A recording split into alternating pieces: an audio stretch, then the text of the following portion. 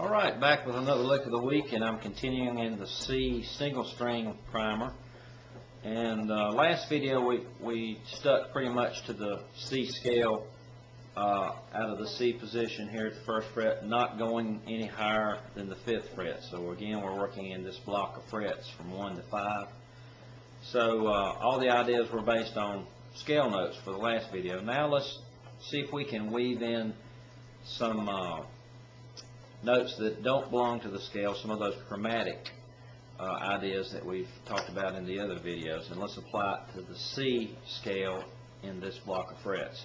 Now what I'll have you do first here to get you familiar with where these notes are is we're going to play some chromatic series of notes using the single string style, thumb and index.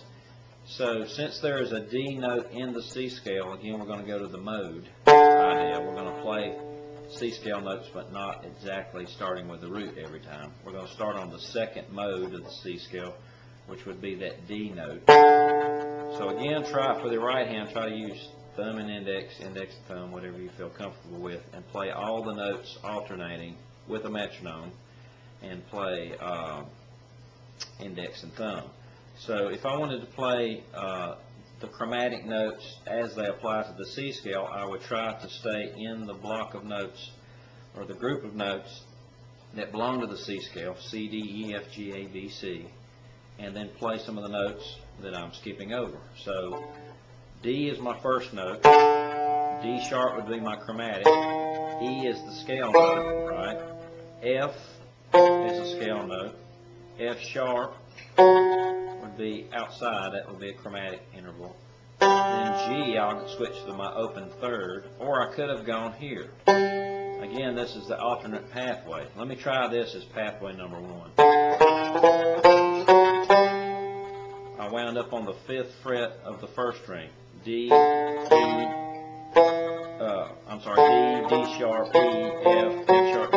But what I'm going to do is try to not stay on one string any longer than I have to. Kind of like the mentality you use when you play melodic. You don't want to stay on one string any longer than you have to, and if you can find an open string, you kind of skip over to the next string. So let's try to do that for these pathways. I'm going to try to listen, and when I hear an interval, whether it be a note that belongs to the scale or one of those chromatic notes, I want to jump over to the next string if I can. So back to open D,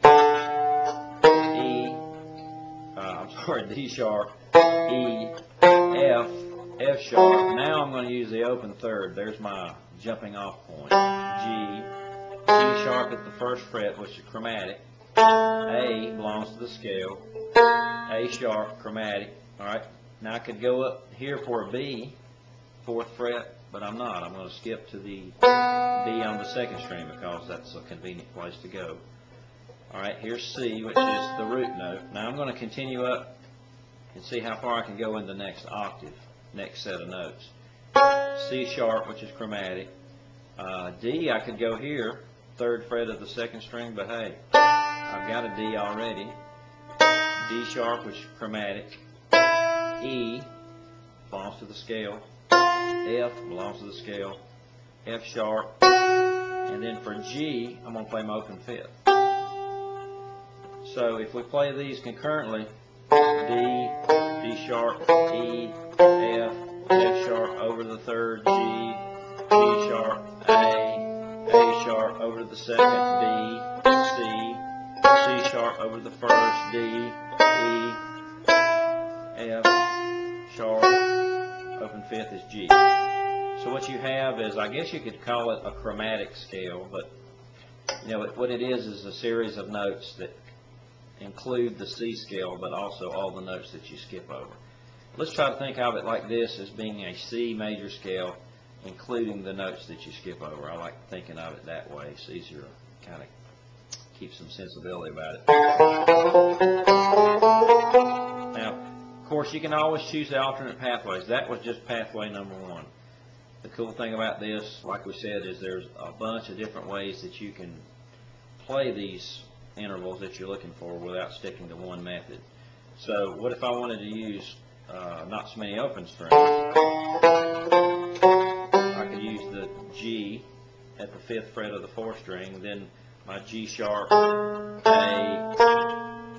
sharp, B, then I could use my C at the fifth. Alright, then after that would be C sharp, D, D sharp, E, F, F sharp, G.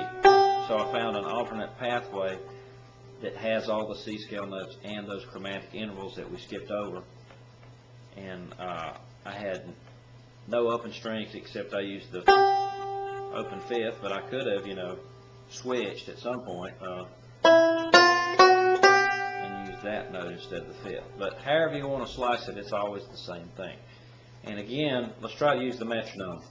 Sometimes I forget to use this because I'm a dummy sometimes. So let me play that chromatic interval again. I hope you can hear that metronome. And we're gonna, and I've got it set about 90 beats a minute, which is a pretty good tempo. But if it's too fast, you can slow it down.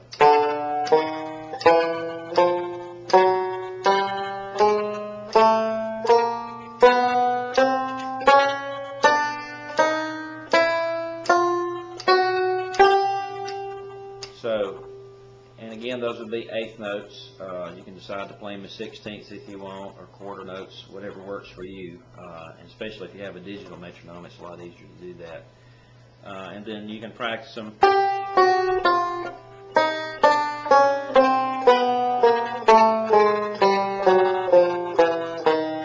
as descending exercises, which is, conducive to you being able to play in both directions. And you notice for the left hand, I'm trying to use as many fingers as I can. So if I'm trying to do a complex single string passage, I try to use as many fingers as I can. If you tend to favor like this finger or this finger, and you use these two the majority of the time, you have to slide your whole hand around, to be able to find these intervals. And it's a lot more work, and it tends to get you shifted out of position. So I'll give you a little advice here, and you can try it. When you're playing these intervals, try using all four of your fingers, which is going to sound, it's going to feel kind of weird.